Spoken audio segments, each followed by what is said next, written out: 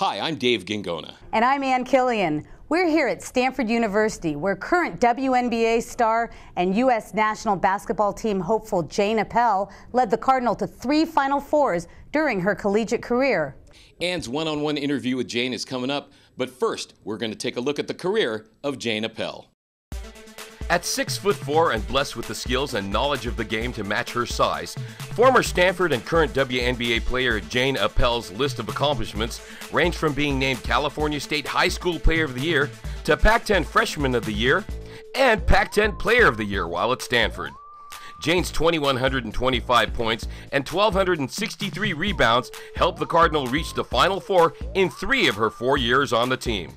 An ankle and foot injury hampered her performance during the latter part of her senior year, which ended when Stanford lost to Connecticut in the NCAA title game.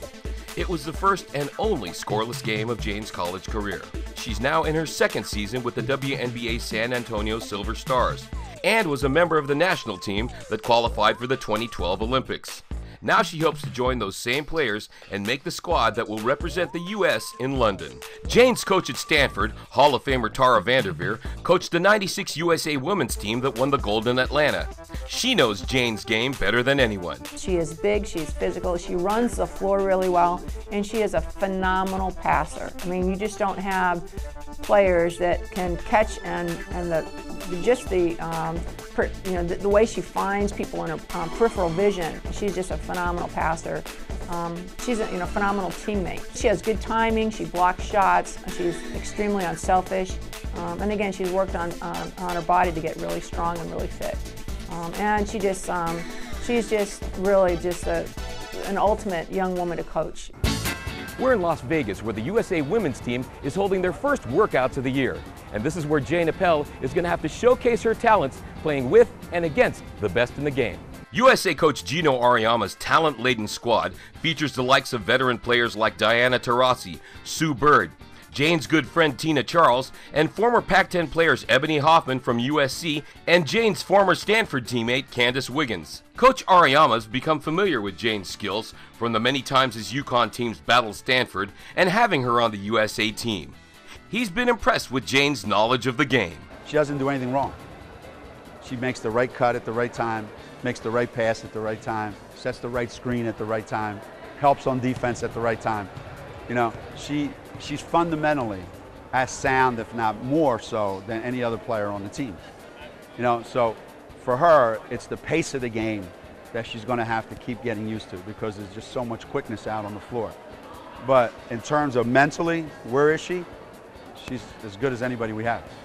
We're here in Pleasant Hill, California, at the home of Jayne Appel, where she grew up playing basketball out in the backyard.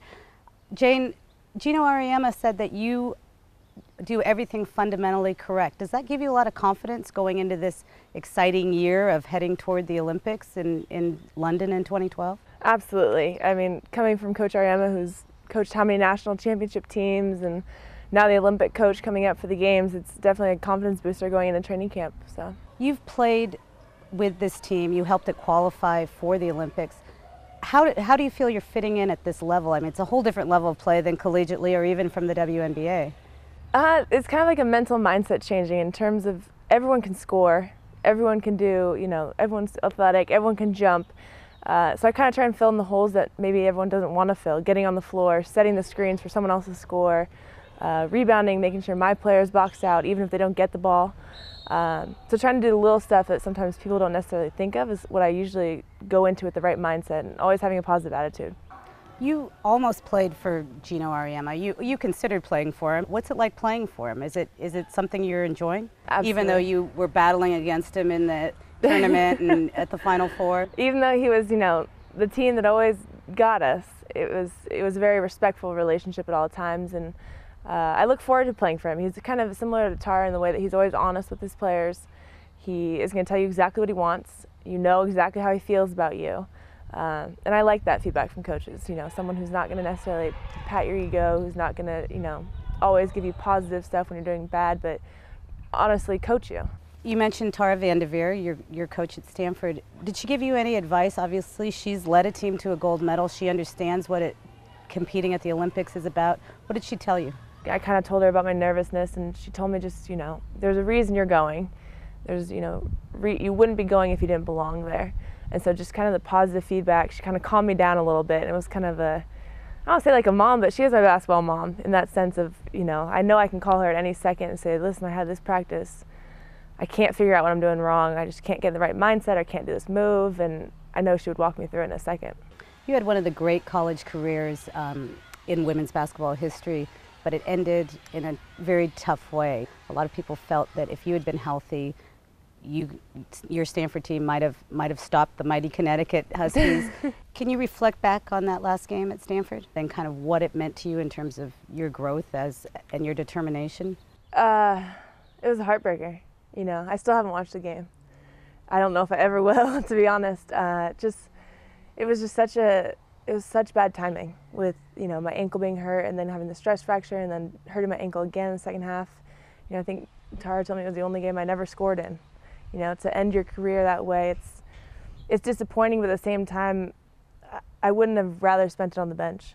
And I'm glad that mentally I was able to fight through that injury and say, what, I literally gave it everything I had. I gave it my entire right foot from about the knee down. So there's definitely some strong emotions, still are. What was your favorite Olympic memory growing up? I remember going to the Youth Development Festival in Colorado Springs, and they gave us a pipeline that had started with the Youth Development Festival and worked all the way down to the Olympic team, and it was steps.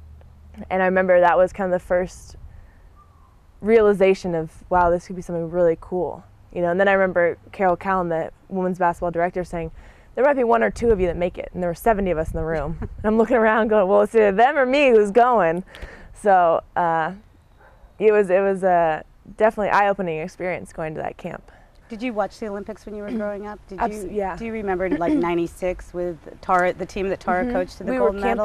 We were camping, and I made my parents go to the, there was one restaurant, how there always is in campgrounds, and we'd go and watch the Olympics on that little TV about this big. So I've always been a huge fan, and when Jillian Harmon got to go last year with New Zealand, I was so jealous.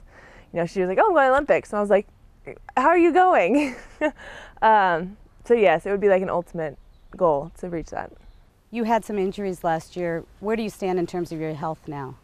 100%, finally. That must feel really good. It was amazing in Vegas to, feel healthy, play healthy. It made me realize how much of a disadvantage I was at when I wasn't playing healthy. It's been a long time since about my junior year. So do you feel that there's a lot of upside now, that you're just going to get better because you've had this thing that's held you back a little bit? A little bit. It kind of just seems like now I'm on fair playing ground. I'm playing with 2 feet. Kind of helps a little bit. So, yeah, I'm really excited this year. I think last year I was kind of nervous, didn't know what was going to happen, didn't know how it worked, and this year I'm just excited to kind of just play, just go out and have fun. Are you finding that your experience in college is the correct training ground for what you're having now in terms of playing professionally, playing at the highest level in the world, trying to make the Olympic team? Was the Stanford preparation, your Pac-10 preparation, the right training ground for that? Absolutely. And in more than just training, mentally being tough out there and being able to battle through things, I think that was kind of the biggest thing for me, was having a coach who constantly pushed you in that direction and didn't allow it to be an easy thing. Was, I think, even more how I was trained for it. And the expectations that you were going to be at the highest level of collegiate basketball every year, year in, year out, must have also allowed you to be in a position where these expectations on you right now are not too overwhelming. Right. It was just kind of an everyday thing.